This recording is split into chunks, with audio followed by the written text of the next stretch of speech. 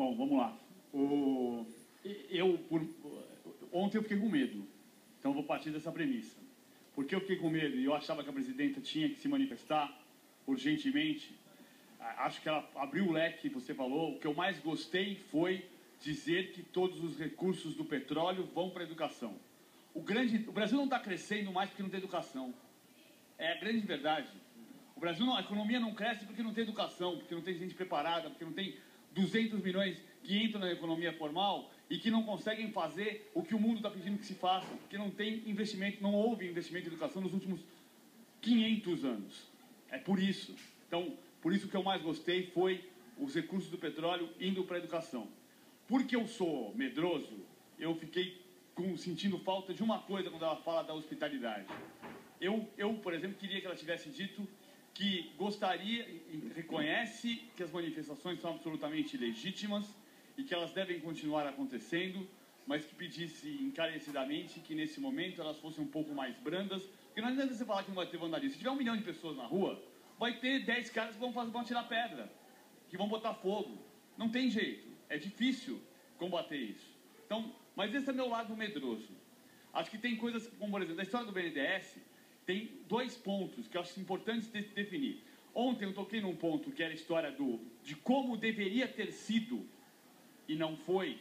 E o Trajano fez uma observação absolutamente pertinente, dizendo que, olha, não adianta você falar como as coisas deveriam ter sido, porque agora as coisas estão dessa maneira. Ou seja, a reforma do futebol brasileiro, não a Copa do Mundo, deveria ter sido pautada, como foi no modelo inglês, com estádios com financiamento privado, com financiamento para o clube ter um prazo X, 3 anos, e deixar o estádio um brinco, e haveria financiamento do BNDES, você pegaria o dinheiro e devolveria. Em relação a isso, tem 2 pontos do dinheiro de estádio. Eu sempre achei, o presidente Lula disse em 2007 que não haveria dinheiro público federal na história. Em 2007 não, em 2008, quando a gente foi entrevistá-lo, 2009, Palomino, Elvídio e eu, disse pra gente. E, de fato, não há dinheiro público federal investido assim, ó. Tum. Tem o BNDES. O BNDES é um banco de fomento que empresta dinheiro para banco, que empresta dinheiro para diversas modalidades. Se você tivesse um plano absolutamente legítimo de reconstrução do futebol brasileiro, para o futebol brasileiro arrecadar, gerar emprego, gerar receita, gerar imposto, devolver para os cofres públicos, seria perfeito, mas teria que ser o modelo certo com estádio privado. Os nossos estádios nasceram de uma ótica fascista.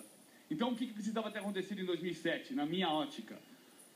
Privatizar, mas assim, o que fizeram com o Maracanã agora, que é espúrio, era assim: eu vou fazer a licitação, você que ganhou a licitação vai investir aqui R$1 bilhão, se você quiser fazer com 500, você faça, discuta com a FIFA. 500 milhões de reais e você vai fazer a reforma. Você ganhou a licitação, você vai explorar o estádio por 40 anos, mas você vai botar o dinheiro e vai reformar. Era a lógica. Hoje o que acontece é assim, também porque às vezes há muita confusão em relação ao dinheiro do BNDES. A gente já pagando o BNDES, não de Copa do Mundo, que eu saiba. O Grêmio paga 3 milhões e 700 mil reais por mês, estou falando em média porque uma prestação é trimestral, para o BNDES. O Grêmio está pagando religiosamente em dia as prestações dele do BNDES.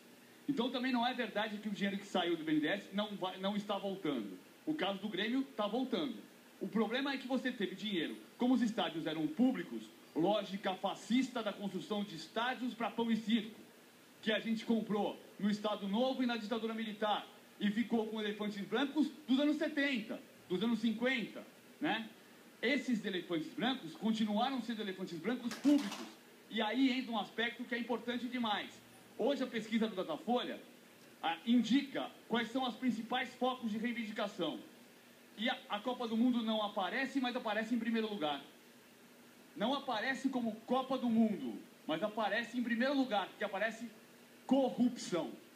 E por que os estádios públicos foram construídos nos anos 70, nos anos 60, nos anos 50? Se não pelo foco da corrupção. Porque eu vou construir uma obra faraônica e vou meter a mão aqui e vou me locupletar. Eu que sou dirigente, eu que sou político e que vou fazer o dinheiro sair pelo ralo porque vai para o meu bolso pelo ralo. É esse o ponto fundamental. Os estádios deveriam ser privados, mas não são. E porque não são, o financiamento foi feito com o dinheiro do BNDES por governos estaduais. Ou não. Porque, por exemplo, o governo do Distrito Federal, no Mané Garrincha, investiu lá 1 bilhão e 200 mil reais e não pediu recurso do BNDES. O que é muito mais grave, porque no caso do governo do Distrito Federal, o senhor Agnello Queiroz pegou todo o dinheiro do governo do Distrito Federal, que não é dinheiro público federal, como disse o Lula lá atrás, e botou no bolso dele. Não, do bolso do cidadão do Distrito Federal, claro, né? Que é, de certa maneira, o bolso do cidadão brasileiro, de São Paulo, claro, do Rio de Janeiro, de Porto Alegre. Então, o ponto é que começou tudo errado. Começou tudo errado.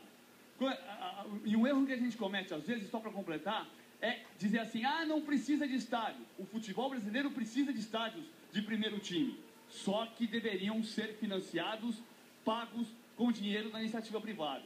O clube que tivesse acesso ao dinheiro do BNDES, sim, com taxas talvez mais favoráveis, desde que houvesse um projeto para isso virar imposto. Eu arrecado mais, eu pago mais imposto. E aí o dinheiro vai voltar para os cofres públicos, como foi a lógica da reconstrução do futebol britânico. O futebol britânico produz muito mais dinheiro para o Estado hoje. Por quê? Porque ele arrecada muito mais, ele movimenta muito mais.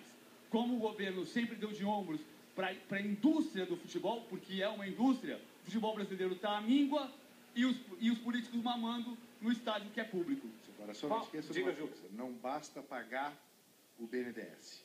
Tem que pagar o fundo de garantia, tem que pagar a previdência social, tem que pagar o imposto de renda, não é isso? E às vezes você encontrará situações que você paga o BNDES porque essa é uma conta que se você não pagar, nego te empenha imediatamente e deixa de pagar. Sim, não, tem que pagar todas as contas. Só, o que eu mais gostaria, o meu lado medroso, é calma.